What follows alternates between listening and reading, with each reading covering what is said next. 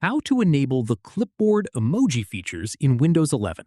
This tutorial shows you how to access emojis, GIFs, kaomoji, and symbols directly from your keyboard.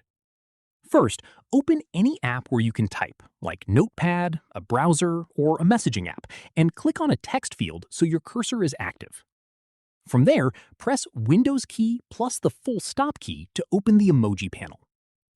After that, you'll land on the Emoji tab by default, where you can browse through a full library of emojis organized into categories at the top. At this point, use the search bar at the top of the panel to quickly find a specific emoji by typing a keyword like smile or fire. Following this, click on any emoji to instantly insert it into your text field without having to copy and paste anything. After that, click the GIF tab at the top of the panel if you want to search for and insert animated GIFs directly into supported apps.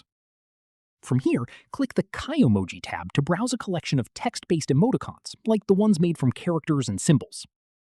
At this point, click the Symbols tab to find special characters, punctuation marks, currency symbols, and other characters that aren't on a standard keyboard. Following this, click the Clipboard tab to see everything you've recently copied. This is the same Clipboard History panel accessible with Windows key plus V, but built directly into the Emoji panel for convenience.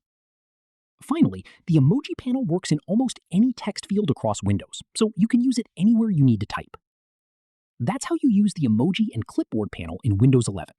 If this helped, give it a like, subscribe for more tutorials, and ring the bell so you catch the next one.